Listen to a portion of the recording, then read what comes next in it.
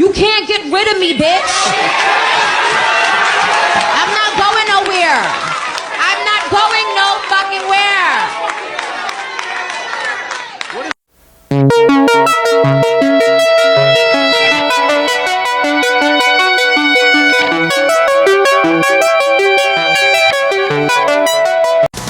First at 10, we're hearing from the family of a teenager murdered in her own West Palm Beach home.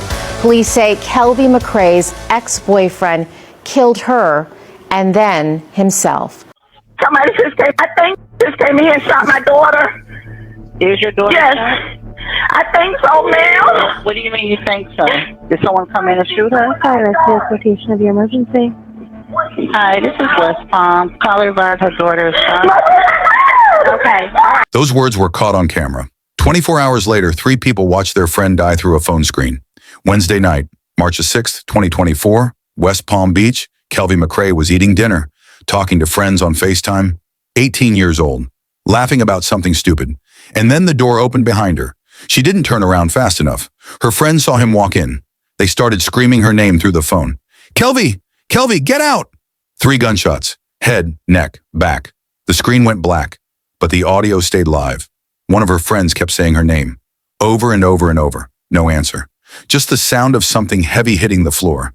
The shooter? Her ex-boyfriend Con Shaw, 19 years old. But here's what nobody talks about. The police were already looking for him. They'd been hunting him for 24 hours because the day before this, Shaw had put a gun to Kelvi's head and made her a promise. She called the cops. She showed them proof. She did everything right, so why is she dead? Welcome to Hot True Crime Stories. Kindly support us by subscribing to this channel and turn on the notification bell icon so you won't miss out on our important true crime documentary. Ever told a nigga that you ain't want to be with them no more? This what the fuck happened. Mind you, I just got my fucking car fixed.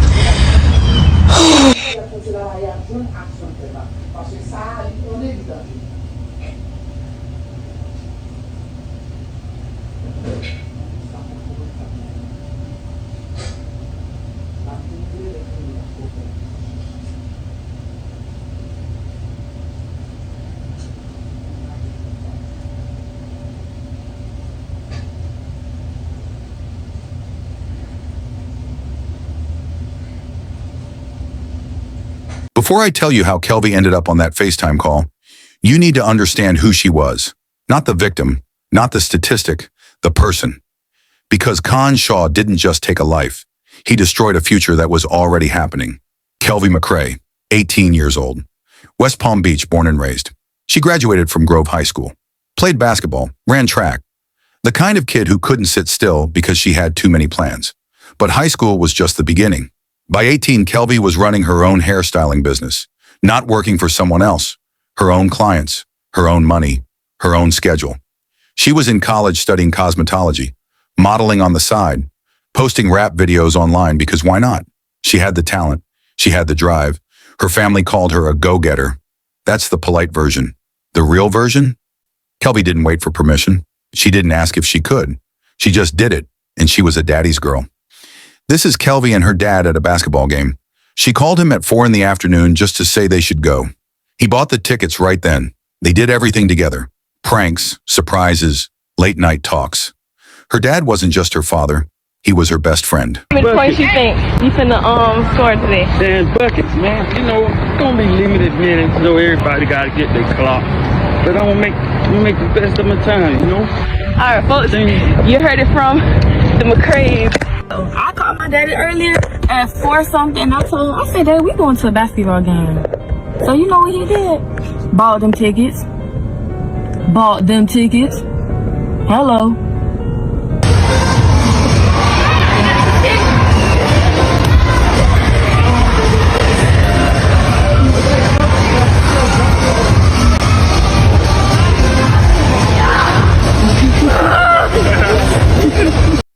When Kelvi died, her mom said she hears the gunshots every single day.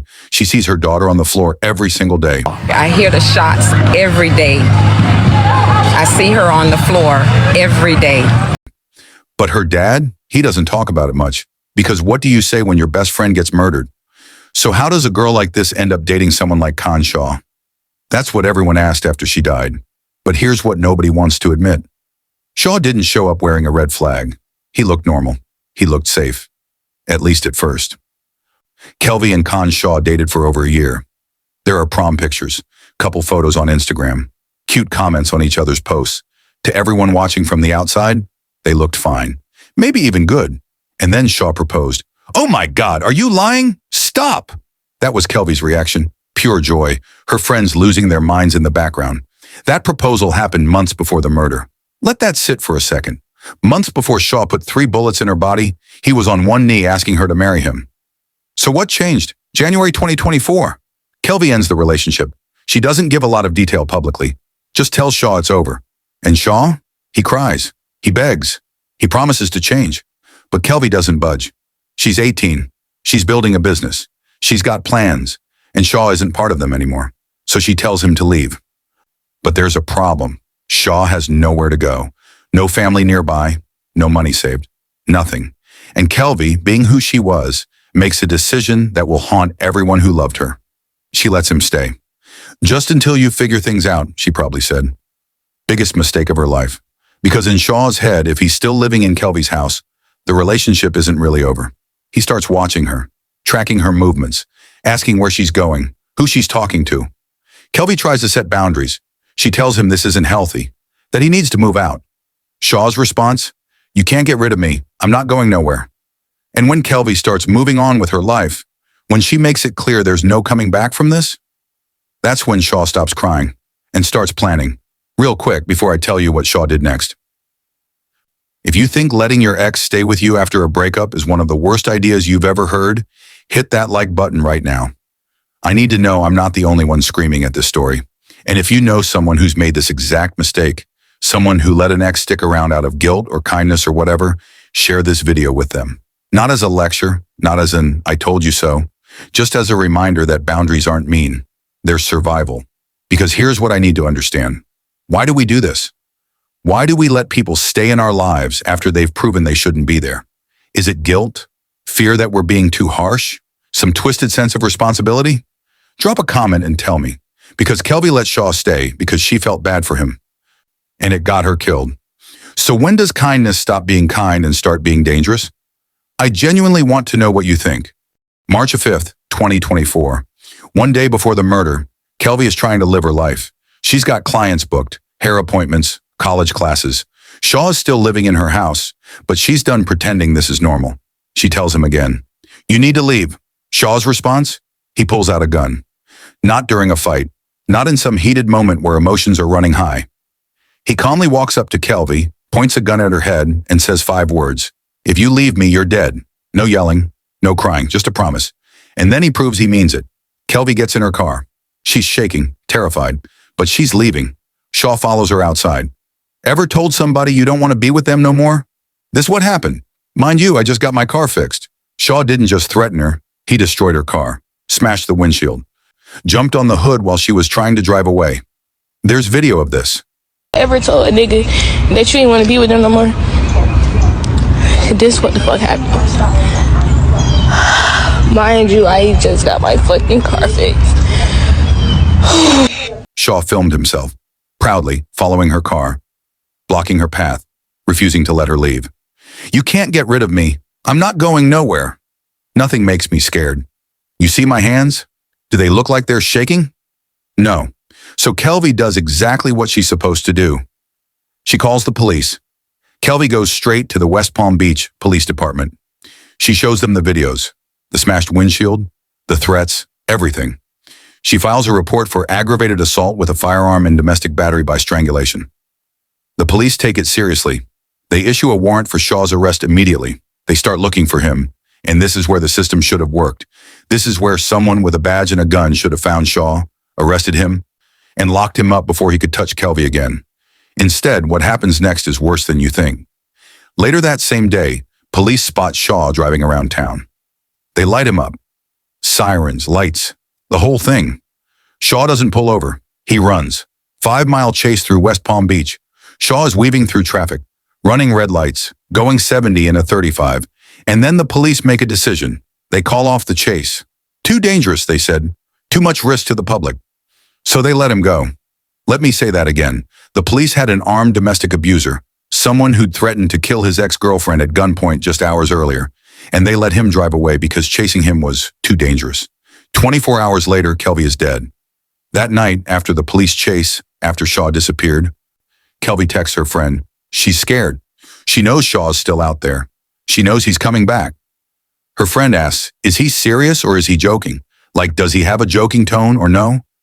Kelvi responds, he's serious. He's too hurt to laugh. Her friend doesn't waste time. She tells Kelvi the truth. We're not going to stick around and wait for him to kill you. He's got to go. Because at the end of the day, he will. You might not think he will, but he will. And then she says something that'll make your blood run cold. He literally doesn't love himself enough to leave you alone. In his head, it's either you with him or you with nobody. 24 hours, that's all the time between Shaw putting a gun to Kelvi's head and Shaw pulling the trigger. 24 hours where Shaw was a wanted man, where police knew he had a gun, knew he'd made a death threat, knew exactly who he was and what he was capable of, and they still didn't find him. So where was he? Let me be real with you for a second. Con Shaw believed Kelvi belonged to him, that if he couldn't have her, nobody could, that her life was his to take. That's the logic of someone who sees people as property, as things to control. If you think that's disgusting, if you believe people have the right to leave, the right to say no, the right to live without fear, then hit that subscribe button right now, because every story I cover exposes people like Shaw. Every video pulls back the curtain on how these systems fail. And if you're not subscribing, I have to wonder why. Maybe you think the police did everything they could. Maybe you think one video won't make a difference. If that's you, drop a comment and explain it to me. I won't argue. I won't judge. I just want to understand how someone watches a story like this and thinks, yeah, the system worked fine. Because from where I'm standing, the system got Kelvi killed. Here's my question for you. The police called off the chase because it was too dangerous, because high-speed pursuits put the public at risk. 24 hours later, Shaw walked into Kelvi's house and shot her 3 times while her friends watched on Facetime. So what's more dangerous, a car chase or letting an armed abuser go free? There's no right answer here, just consequences. Drop your honest opinion in the comments. Don't hold back. I want to know what you really think, because the next time this happens, and it will happen again, someone has to decide which risk is worth taking. March 6th, 2024. The next day, Shaw is still out there, still armed, still wanted. Kelvi is at home. Her mom is there. She's trying to act normal, but she's terrified. She doesn't leave the house, doesn't go to class, doesn't take any hair appointments. She just stays inside and hopes the police find Shaw before he finds her. Around 9:30 p.m., Kelvi gets on FaceTime with 3 of her friends. She's eating dinner, trying to distract herself, trying to feel normal again. They're talking, laughing about something dumb. Just a regular Wednesday night conversation. And then at 9:40 p.m., the front door opens. Kelvi doesn't hear it at first, but her friends do. One of her friends sees movement on the screen behind Kelvi. Kelvi, she says. Kelvi, who's that? Kelvi turns her head. Her face changes. The smile disappears. She whispers one word, his name, and then her friends start screaming. What happened in the next 60 seconds will stay with those 3 friends for the rest of their lives, because they didn't just hear about Kelvi's murder. They watched it happen live, and there was nothing they could do to stop it. March the 6th, 2024, 9:40 p.m., 3 friends are on FaceTime with Kelvi.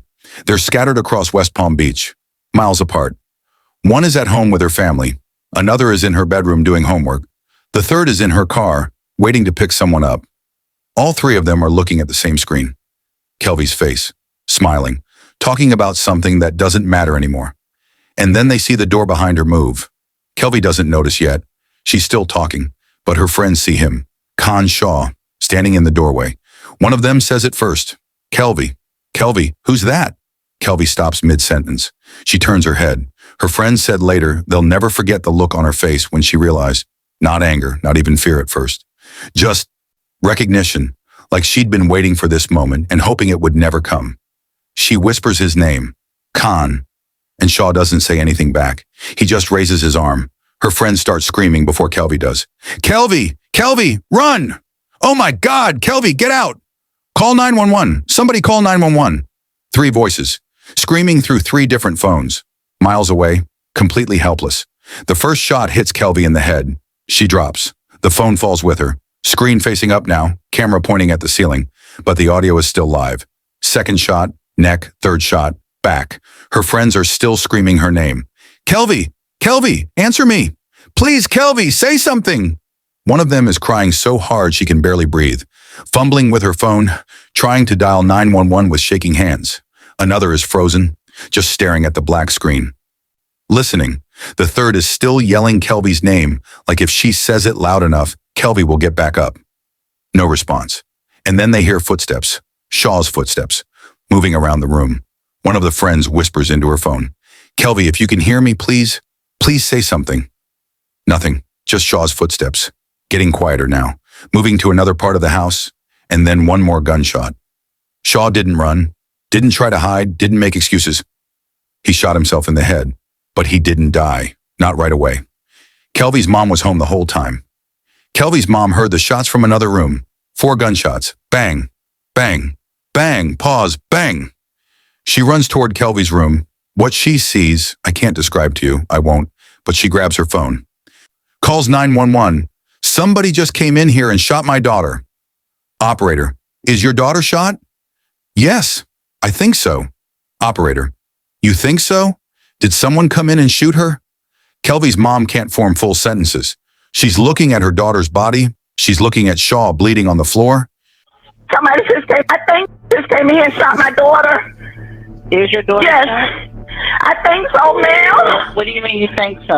Did someone come in and shoot her? Hi, that's the exploitation of your emergency. Hi, this is West Palm. Caller advised her daughter is shot. Okay, all right. She's trying to explain something that doesn't make sense. The operator keeps asking questions, but Kelvi's mom just keeps repeating the same thing. My daughter. Somebody shot my daughter. Police arrive 6 minutes later. Kelvi is already gone. Paramedics rush in. They try to save Kelvi anyway. CPR, compressions, all of it. Nothing works. She's pronounced dead 30 minutes after the shooting. Shaw is still breathing. Barely. The bullet went through his skull, but he's alive. Unconscious, bleeding, but alive. They load him into an ambulance. Rush him to St. Mary's Medical Center. And while he's in the ICU, fighting for a life he just tried to end, the West Palm Beach Police Department does something unusual. They charge him, first-degree murder. Shaw's in a coma, hooked up to machines, and the police are already building a case because they know what's coming. Shaw dies the next day, less than 24 hours after killing Kelvi. No trial, no testimony, no courtroom where Kelvi's family could face him. The case closes by abatement, legal term for when the accused dies before trial. Shaw doesn't have to answer for what he did. Kelvi's friends don't get to testify about what they saw. The police don't have to explain why they let Shaw go during that chase. Everything just stops, except for 3 people, the ones who were on that Facetime call. Kelvi's 3 friends became the primary witnesses to a murder they watched through a phone screen. They gave statements to police, described what they saw, what they heard. One of them told investigators she tried to stay on the line even after Kelvi stopped responding. I kept saying her name. I thought maybe she could still hear me. I thought if I just kept talking, she'd wake up. She didn't. Another friend said the worst part wasn't the gunshots, it was the silence after. I've never heard silence like that. It wasn't peaceful, it was just empty. The third friend stopped talking about it altogether. She gave her statement to police and hasn't spoken about it since. But here's what nobody prepared them for. The trauma of watching your friend die doesn't end when the screen goes black. Before I tell you what happened next, I need you to do something. If you've made it this far, if you've stuck with Kelvi's story even when it got hard to hear, hit that like button. Not for me, for her. Because every share, every comment pushes this story further. It makes Shaw's name synonymous with failure. It makes Kelvi's story impossible to ignore. And maybe, just maybe, it makes the next person think twice before calling off a chase. Before letting an abuser stay in the house. Before assuming it won't happen to me. Share this video. Send it to someone who needs to see it, not as a scare tactic, not as a lecture, but as proof that doing everything right sometimes isn't enough, and that the system that's supposed to protect us is broken. Here's what I can't stop thinking about. Kelvi's friends watched her die. They heard the shots. They called 911. They gave statements, but they couldn't save her. So here's my question. If you were on that call miles away, watching your friend get murdered in real time, what would you have done differently? Would you have driven there anyway, Knowing Shaw might still be in the house? Would you have kept the line open, hoping she could hear you? Or would you have hung up and tried to block it out? There's no right answer. But I want to know what you think. Drop it in the comments. Be honest. Because those three friends have to live with their choices for the rest of their lives. And none of them were good choices, just impossible ones. Kelvi's family had a choice. They could let grief destroy them, let Shaw's violence define Kelvi's legacy, or they could do something nobody expected, something that would turn a murder into a movement. Most families would crumble after something like this. Kelvi's mom hearing gunshots in her own home, her dad losing his best friend, her friends carrying trauma they'll never shake. But Kelvi's family made a decision that shocked everyone. They refused to mourn, not because they weren't heartbroken, not because it didn't hurt, but because they knew Shaw was counting on them to fall apart. And they weren't going to give him that. So instead of a funeral, they threw a celebration. Friday night, March 8th. 2 days after the murder, hundreds of people showed up at Singer Island Beach, Riviera Beach Municipal Beach Park. Everyone wearing purple, Kelvi's favorite color. Her uncle Ricky Aiken stood in front of the crowd and said something that made people stop crying. We will not spend one moment mourning Kelvi's death. We will celebrate her life, not rest in peace, not gone too soon, celebrate. They played her rap videos on speakers, showed pictures of her modeling, doing hair, laughing with her dad. People told stories, not about how she died, about how she lived. And at the end, they released balloons into the sky. Dozens of them. Purple, obviously. But Kelvi's mom said something that night that nobody expected. I hear the shots every day. I see her on the floor every day. That pain will never go away. But then she said this, if one woman sees what happened to Kelvi and leaves her abusive relationship, then my daughter's death means something. Not revenge, not anger at Shaw, just hope that someone, somewhere, would see the warning signs and get out before it's too late. Her uncle added, Shaw wanted to destroy us. He wanted Kelvi's death to be the end of our family, but we refuse. We're rejoicing. We're celebrating because Shaw doesn't get to win. This is her personality. And she was a people's person. Everyone loved her. A love guided by candlelight down to the beach. It means everything to me. It means everything to me.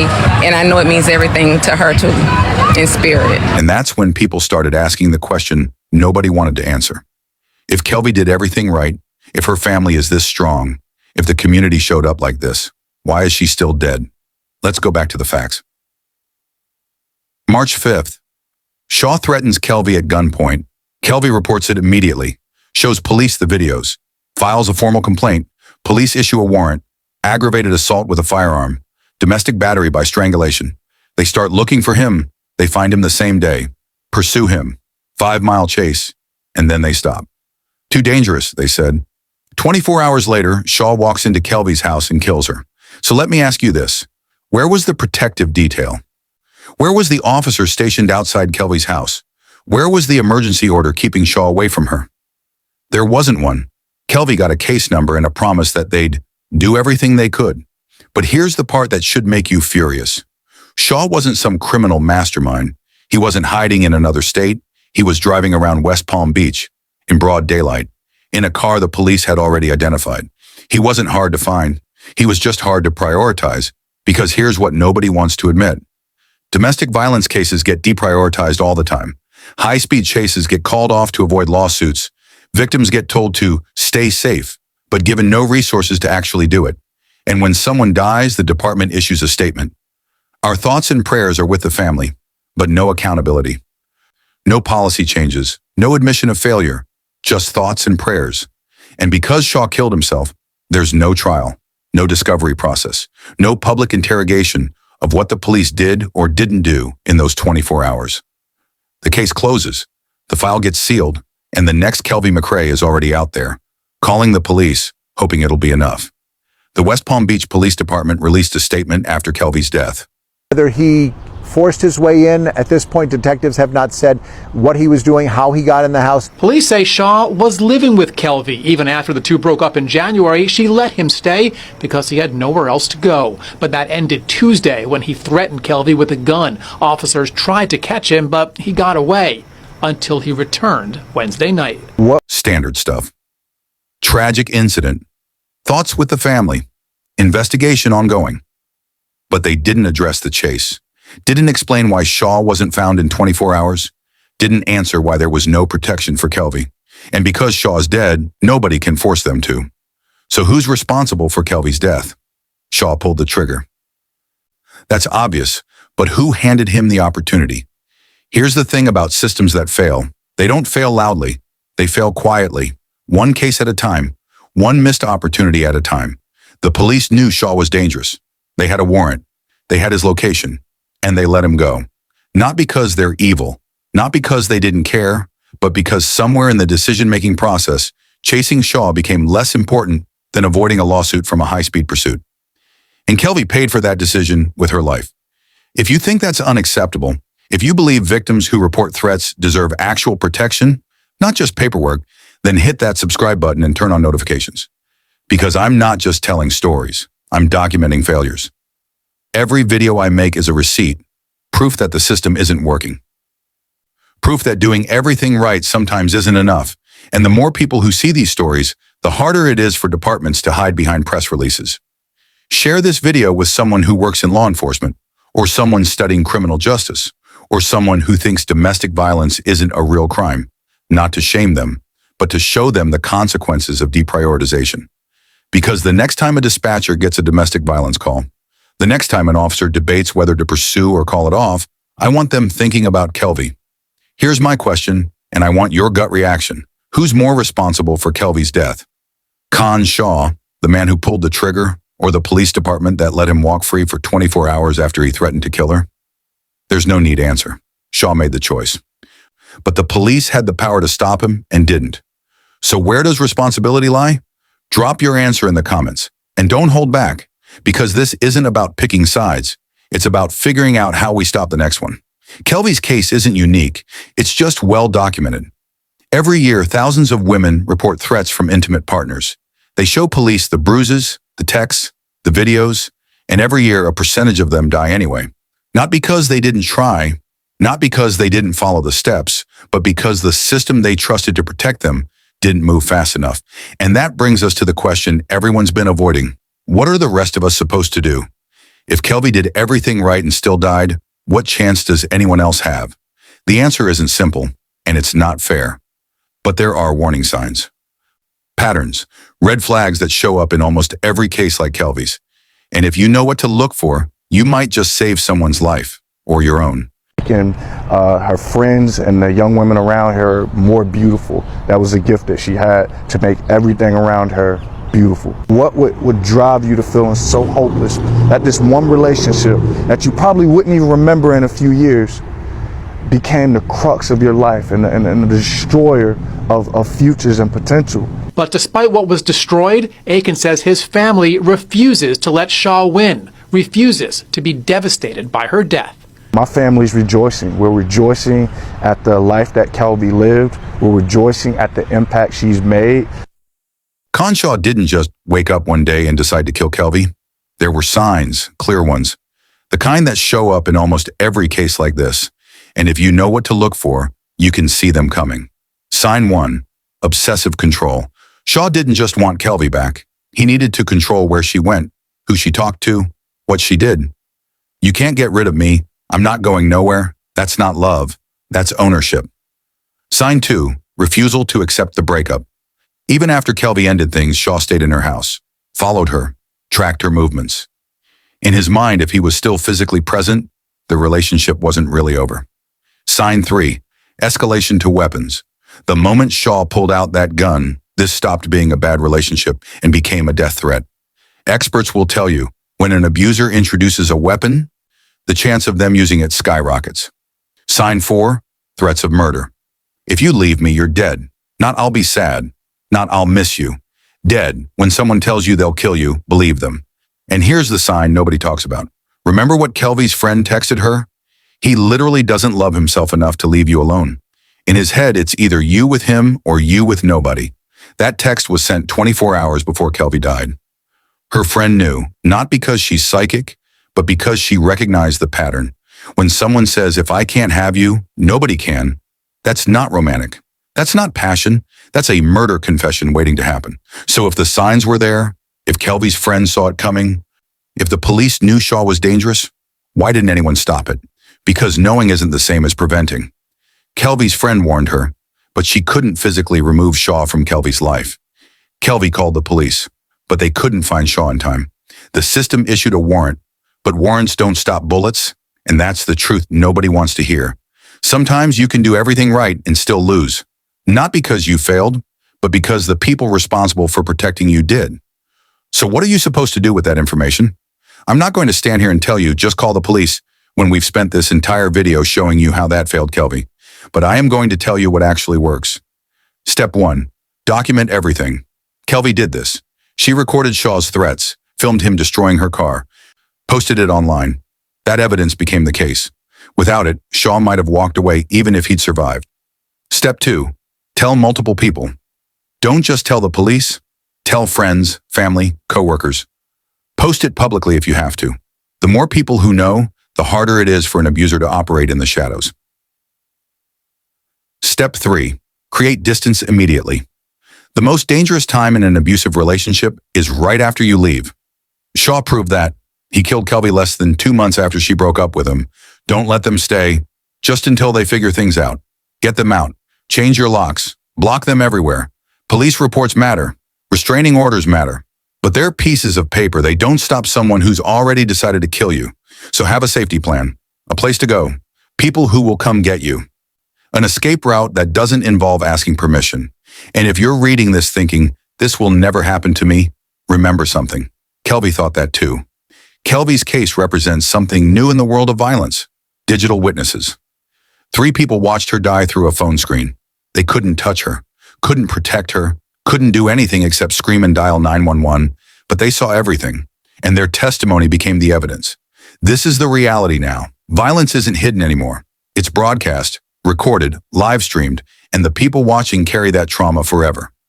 One of Kelvi's friends said the worst part wasn't the gunshots, it was knowing she was miles away, helpless. Watching her friend die and unable to do a single thing about it.